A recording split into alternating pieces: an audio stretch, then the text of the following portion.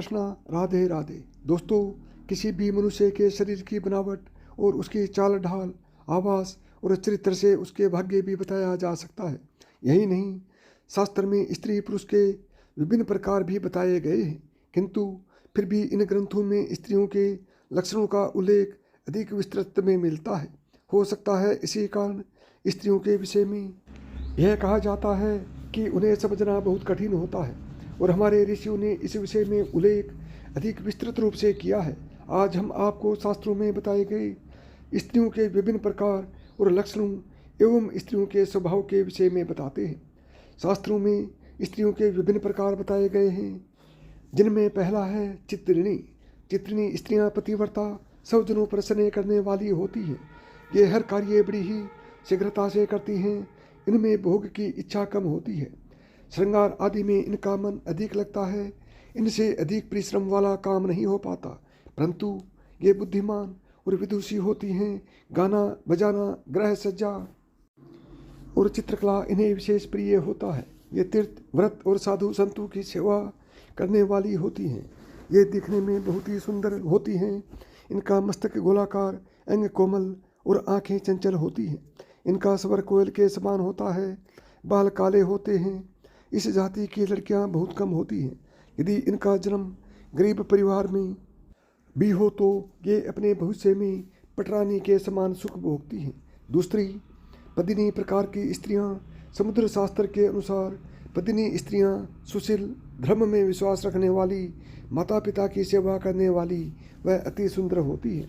इनके शरीर से कमल के समान सुगंध आती है। ये लंबे कद व कोमल बालों वाली होती हैं।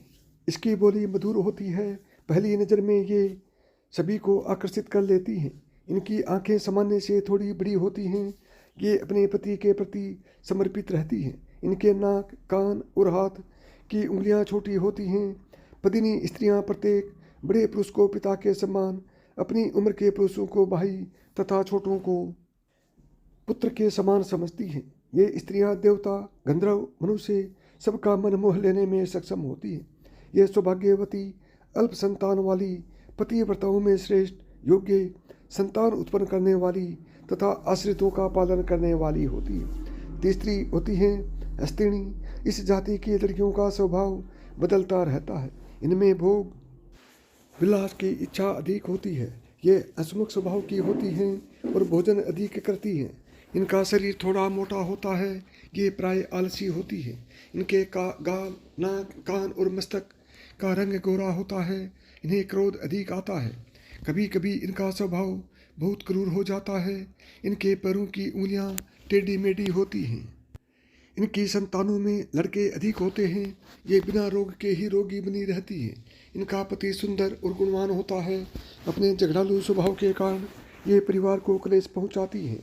इनके पति इनसे दुखी होते हैं। धार्मिक कार्यों के प्रति इनकी आस्था नहीं होती। चौथी होती है शंखिनी। शंखिनी स्वभाव की स्त्रियां अन्य स्त्रियों से थोड़ी लंबी होती हैं। इनमें से कुछ तो बहुत मोटी और कुछ बहुत ही दुर्बल होती हैं।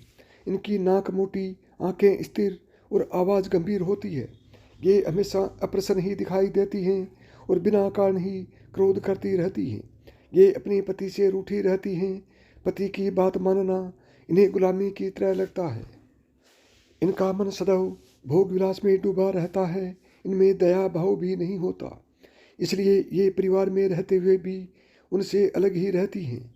ऐसी स्त्रियां संसार में अधिक होती हैं। ऐसी लड़कियां चुगली करने वाले, यानी इधर की बात उधर करने वाली होती हैं। ये अधिक बोलती हैं, इसलिए लोग इनके सामने कम ही बोलते हैं। पांचवी होती हैं पुष्चली। पुष्चली स्वभाव की लड़कियों के मस्तक का चमकीला बिंदु भी मलिन दिखाई देता है। इस स्वभाव वाली महिलाएं अपने परिवार के लिए दुख का कारण बनती हैं। इनमें लज्जा नहीं होती और ये अपने हाव भाव से कटाक्ष करने वाली होती हैं। इनका मन अपने पति की अपेक्षा प्राय पुरुषों में अधिक लगता है, इसलिए कोई इनका मान सम्मान नहीं करता। सभी इनकी उपेक्षा करते हैं। पुष्चली स्त्रियों में युवा अवस्था के लक्षण 12 वर्ष की आयु में दिखाई देने लगते हैं। इनकी आंखें बड़ी और हाथ पैर छोटे होते हैं। छठी होती है आतुरा।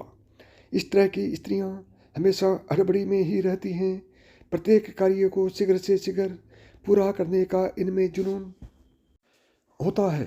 इसी कारण से कई बार इनके काम बिगड़ भी जाते हैं। ये होती तो साधारण रूप रंग वाली हैं, लेकिन पति से बहुत प्रेम करती हैं। यदि इनके मन की कोई बात पूरी ना हो तो पति से लड़ाई भी कर लेती हैं। इन्हें नए नए मित्र बनाने का स्वभाव होता है। इनके अधिकतम मित्र स्त्री ही होते हैं। ये धन संचय करने में कमजोर होती हैं और अपने मित्रों पर अधिक खर्च कर बैठती हैं। सातवीं होती हैं डाकिनी। इस प्रकार की स्त्रियां मीठी मीठी बातें करके अपना काम निकालना खूब अच्छी तरह जानती हैं। लोगों को धोखा देना इनकी प्रकृति में होता है। ये ऊपर से प्रत्येक व्यक्ति से बहुत निकटता और अपनापन दिखाती हैं, लेकिन भीतर ही भीतर उन्हें धन ऐंठने की योजना बनाती रहती हैं। यहाँ तक कि पति को भी धोखा देने में संकोच नहीं करती। इनमें धन की विशेष लालसा होती है और धन पाने के लिए ये अपराध तक कर बैठती हैं। देखने में सुंदर, वाणी में मधुरता इनका सबसे बड़ा गुण होता है। आठवीं होती है प्रेमिणी। प्रेमिणी श्रेणी की स्त्रियां अत्यंत सुंदर, गौरवर्ण, चंचल नेत्र, गुलाबी पतले होठ, सुराही जैसी गर्दन और लंबे केस की मालकिन होती हैं। इनकी सुंदरता के दीवाने सैकड़ों होते हैं। जो कोई भी एक बार इन्हें देख ले वह भूल नहीं पाता। जितना आकर्षक इनका रूप होता है उतना सरल स्वभाव भी होता है। इनका आचरण शुद्ध होता है। परोपकार और प्रेम की भावना इनमें प्रबल होती है। ये अपने परिवार और पति बच्चों के लिए समर्पित होती हैं। इन्हें भोग विलास के समस्त साधन प्राप्त होते हैं। सवर्ण तो इन्हें विशेष प्रिय होता है। नौवीं होती हैं कृपिणी। ऐसी स्त्रियां कमजोर शरीर वाली, सांवली त्वचा वाली, कंजूस और निर्लज होती हैं। अपनी गलत हरकतों के कारण से परिवार और समाज में बदनाम होती हैं। इन्हें अपनी संतान और पति से कोई मोह नहीं रहता। इस कारण इनका घर परिवार कई बार टूट भी जाता है। प्रत्येक पुरुष को अपनी ओर आकर्षित करने की चेष्टा करती हैं और धन पाने के लिए किसी भी पुरुष के साथ हो जाती हैं। इनके दिमाग में अपराध का कीड़ा भी पनपता रहता है। भोग विलास पाने के लिए ये अपराध की राह पकड़ लेती हैं। 10वीं होती हैं सर्वांगिणी। ऐसी स्त्री धर्मपरायण होती हैं। धार्मिक कार्यों में सम्मिलित होना इन्हें प्रिय होता है। इनका परिवार व्यवस्थित रूप से चलता रहता है। ना किसी वस्तु की अधिक लालसा होती है और ना ही कुछ अधिक पाने का प्रयास करती हैं। जितना होता है उसी में खुश रहती हैं। इनका अपने संतान के विशेष लगाव होता है। धन संचय करने का गुण इनमें होता है। इस प्रकार की स्त्रियां समाज के किसी बड़े पद पर भी देखी जाती हैं। रूप रंग सामान्य किंतु आकर्षक होता है। ये स्त्रियां परोपकार करने में सबसे आगे रहती हैं। 11वीं होती हैं बहुवासिनी। इन स्त्रियों का रंग गेरुआ हुआ होता है और पूरी तरह से गृहस्थ धर्म को निभाने वाली होती हैं। ये कभी झूठ नहीं बोलती और मन की साफ होती हैं।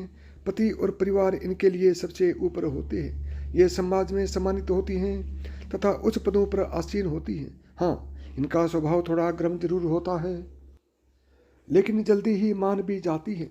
दूसरों की बुराई करने वाले और दूसरों पर दोषारोपण करने वालों से ये स्त्रियां दूर रहना ही पसंद करती हैं। ये अनेक प्रकार की संपत्तियों की मालकिन होती हैं। प्रेम का गुण इनमें विशेष होता है।